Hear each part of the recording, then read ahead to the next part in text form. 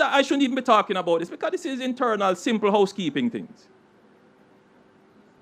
But these are the realities that go into ensuring that you have effective representation.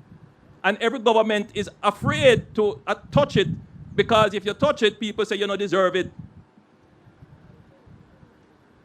Why we should pay you more and the country not running well? The country not running well.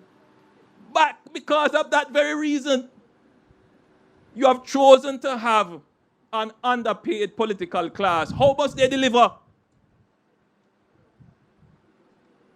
Is what you choose. So when you go to the bar and you start to talk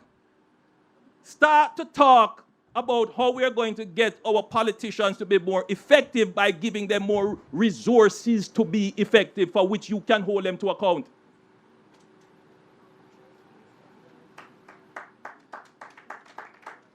It is not going to happen by chance that they're going to be held account. I have to hold them to account. So when I call up the parliamentarians and say, why are you not at committee meetings? And then they tell me all of this. Boss, we don't have no room to meet. Boss, if I come, I just can't, I don't know where I'm going to stay.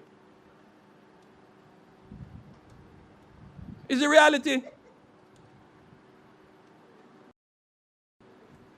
What are we talking about? If you take the entire political class of maybe less than 300 people, I don't think their salaries come to, even 100, maybe a billion, probably $1.5 billion at most. You put all of them together. So I listen to the conversation. I want every Jamaican to understand that I listen.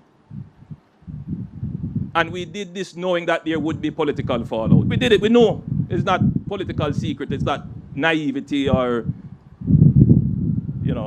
lack of care or lack of respect. We know.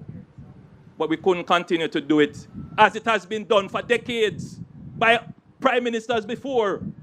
And can you genuinely tell me that your circumstances have improved?